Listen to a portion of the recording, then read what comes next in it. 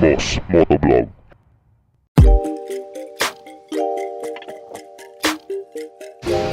Mga boss, Simnaga. Yan, video natin. Pakita ko sa inyo, ang ganda nito. So ito yung Simnaga na syempre nauna to sa Taiwan. SYM Taiwan brand yan. Branded din po yan. Ito yung Simnaga. So pag nakikita nyo sa mga picture sa video sa Facebook, parang akala mo maliit lang siya, no? Pero saktong sakto yung pagka 150cc nito. Saka body build din ng motor. No, ang ganda niya sa actual. Talagang distinct mga boss. Wala kang makikitang kagaya nito sa kalsada. May mga gumaya na China, pero iba yon, no? Manggagaya yon eh. Ito talaga pag SYM, sariling disenyo. Ang ganda pala na ito talaga sa actual, oh. Oh, nakita mo yan, tusok na to. Ang ganda ng design. Papunta sa headlight. Ito yung headlight niya, no? LED na mga headlight niyan. Ito, parang daytime running light yata to. Ayun yung turn signals. Ganda siya. Tapos mataba yung mga gulong. 13. Tingin ko 13 parehas yan, karapat likod. Tapos maganda. Putik yan. Ang mahirap lang talaga sa SYM dito kasi yung mga pyesa. Pahirapan talagang dito mo bibili niyan sa kasa nila sa Mitsukoshi. Pero kung hindi ka naman maselan sa mga ganung pyesa, no, at matyaga ka maghanap ng mga kasukat, pwede naman. Pero kung syempre kung gas and go ka lang, trabaho ka, tatagal naman sa ito, no. Pero kung pang araw-araw, pang delivery rider, Grab, kailangan mo yung pyesa talaga, no. Ahead of time kailangan mag-order ka na. Dito sa mismong Mitsukoshi yan, meron yan. Ayan, naka-traction control din to. ABS pa. Ang laki ng rotor disc. Malaki yung gulong. 1270/13. 120 pala. 120/70/30 ng gulong. Ayan, ang ganda niya sa actual. Talaga panalo. Ito lang nakakaupo, parang China siya. Pero hindi siya ano. Okay lang yan. Nasa ano naman sa taas, hindi naman siya tipong masasagi kagaya ng sa taillight ng mga click na nakalawit. To okay naman siya, intact naman siya dito. Ayun yung presyo niya, oh. 119,900, 120. Down ka lang ng 15,000, oh. Pwede mo na yung uwi. Oh, 12 months 11,000. Oh, sa 36 months 5,084. 5,000 lang, tapos may rebate pa yan. Tingin ko may rebate yan. Maganda rebate yan. Tingnan pa natin na, ngayon ko lang kasi nakakita na actual to eh. Matagal ko nang hinahunting tong SYM Naga na to. Ayan, oh. Tingnan natin, ha. Tingnan natin kabuuan. Ayan. Kung ang height mo 5'5", pababa, malaki to sa'yo. Kasi ang height ko 5'5" eh. Parang ano siya, maxi scooter na yung datingan niya. Pero kakaiba yung design talaga, nagustuhan ko. Promise mga boss, diba? Ngayon lang ulit ako nagandaan sa isang motor. Yung pagka-distinct kasi ng design ng motor, yan yung nagpapaangas sa'yo sa daan. Kakaiba ka. So dako naman tayo dito sa may kanyang flat floorboard.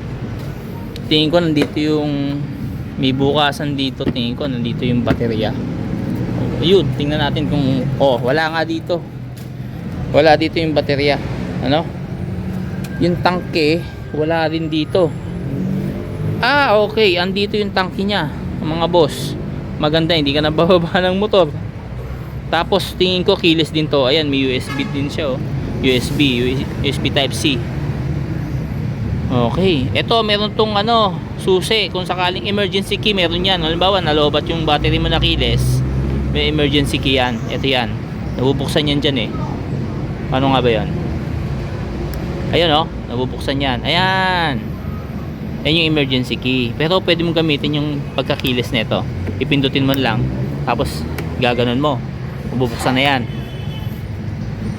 Ganda. Maganda to. Sa panel, napaka-compact ng panel niya, mga boss. Very compact. Ang ganda ng pagkaka-install dito. Tamang-tama sa pinaka-dashboard. Sakto siya. Tapos handlebar naked. Ang ganda rin. Diba? Ang ganda ng naked handlebar na to. Tapos yung mga gamit, materialis na ginamit, syempre alam nyo na, solid, oh. Tapos alam mo lang sa pindutan pa lang eh. Alam mo yung China kung sa Taiwan o branded, diba? alam mo na agad pagkakaiba nun. May hazard, high and low beam, left and right signal light, busina, tapos bar end na bakal. Yan. Yan siya. Ito yung ano niya pala, specs. Oo. Ayan ang specs niya. Engine, walang nakalagay pala. Wala pala dito, hindi pa naka-indicate. Sige, okay lang yan. Tapos meron siyang maliit na parang pocket dito. Ayan, maliit, malaki na rin siya. Pwede kang maglagay ng tubig, wallet mo, ano, huwag maiiwan dyan kasi bukas yan siyempre. So dito yan, dito ang ano yan, baterya, sigurado yan kasi wala dito sa compartment eh. Walang baterya ka makikita rito. Upuan, napakalapad ng upuan niya. Kasing lapad din siya ng mga Griffin, no, parang Aerox. Malapad yung upuan niya, saka malambot. Ayos to.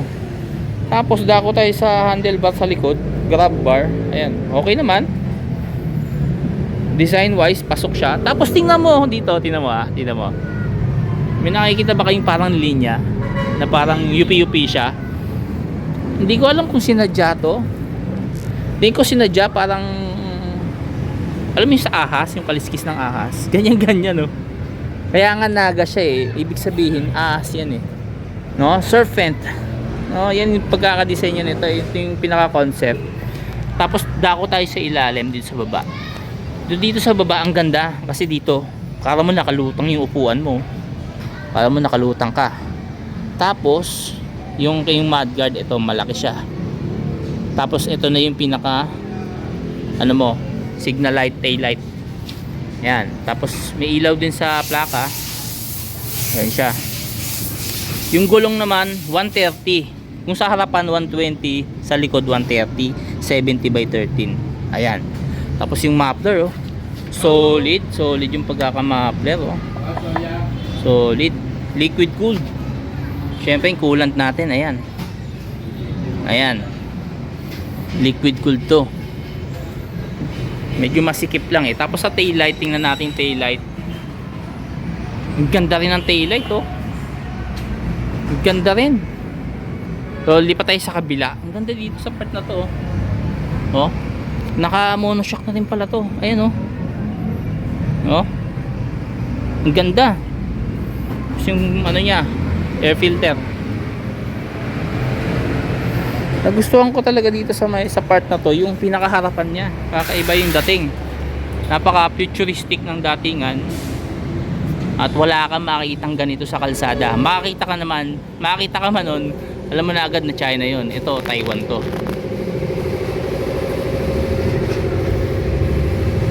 Ang ganda siya. Ang ganda. Subukan kong sakyan mamaya. Wait lang. Dito muna tayo sa panggilid. Ayan. Ito yung sa makina. Natatakpan siya ng plastic. So, yung pinaka ano nyo, panggilid, yung belt, bola, nandyan.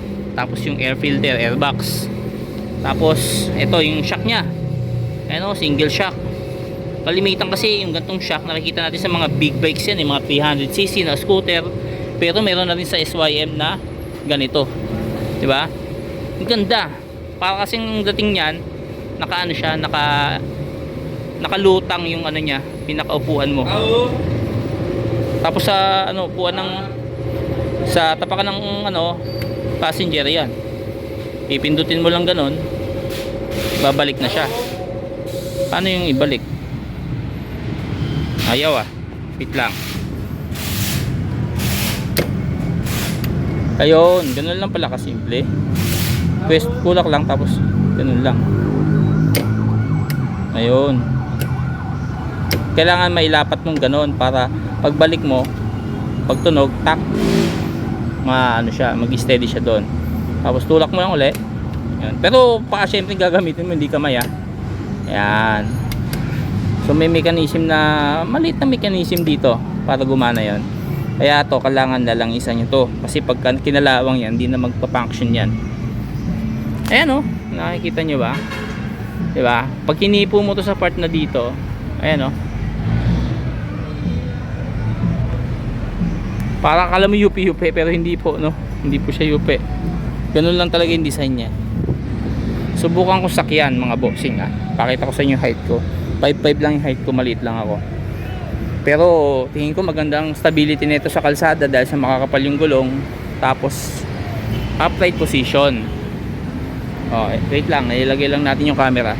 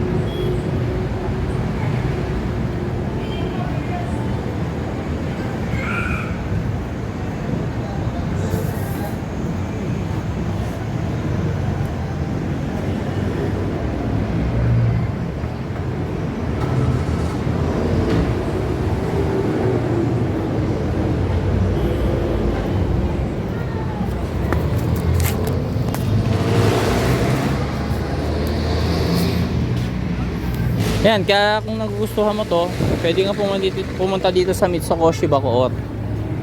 Ayun yung logo nila sa harapan, SYM Euro Motors. Yan, dati kasi Mitsukoshi nakalagay eh. Ngayon hindi ba na? Ganda, ganda siya. Wala kang makitang ganito sa kalsada. Kung sakaling magkakaroon ka, ikaw pa lang.